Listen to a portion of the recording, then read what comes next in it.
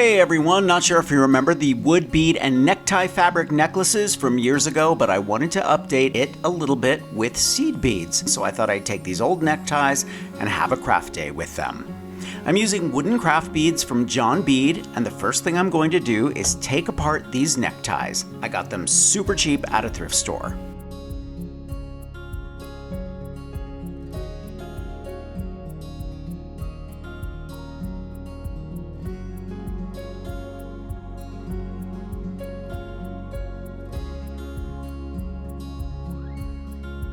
Once you've taken them apart, iron them perfectly flat.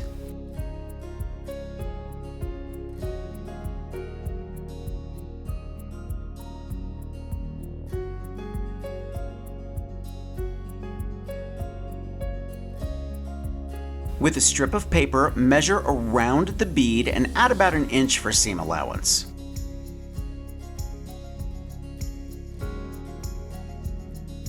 Fold and pin the necktie so you're cutting 2 layers, then cut a strip the width of your measurement and the length of the tie. For interest, I'm adding 2 different colors together on the bias. Just cut them at an angle and stitch using 1/4 of an inch seam allowance.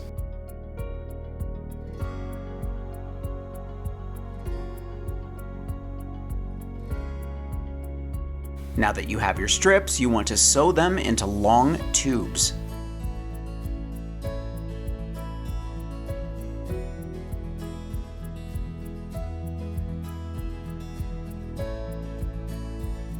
I created this tube turner out of a wire hanger and it comes in super handy.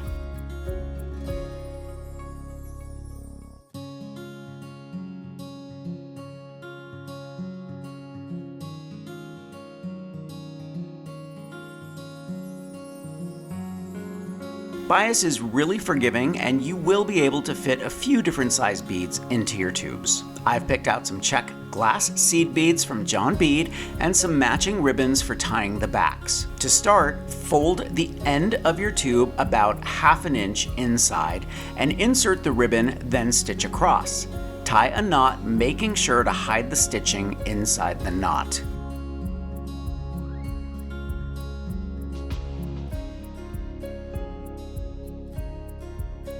Insert a bead, push it to the knot, and then tie another knot.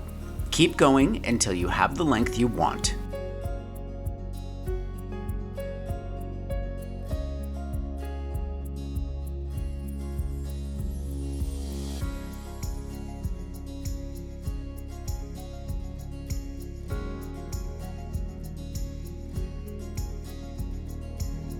To finish the other end, cut about 2.5 inches away from the last knot, insert a bead, fold in the end and insert the ribbon and stitch.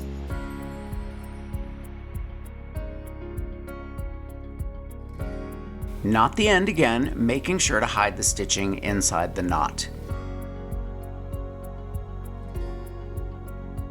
For this necklace, I'm making sure to use both fabrics for interest. Now I'm ready to update this blast from the past. To make things go quickly, I'm using my double bead spinner from John Bead. I love this thing.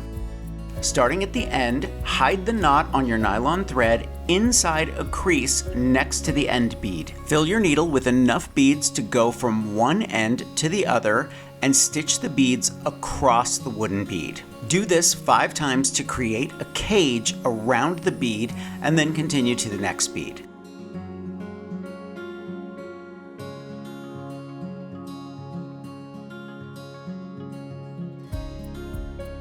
I love the way this looks, and I love how quickly the bead spinner makes stringing my beads.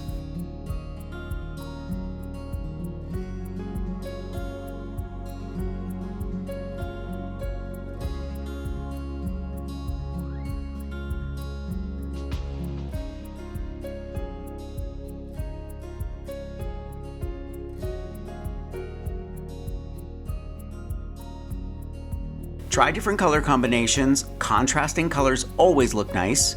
You might even try 3 different colors like I did on my last necklace. Make sure to leave a comment, even if it's just to say hello, and let me know how you might update this vintage craft. I always love hearing from you.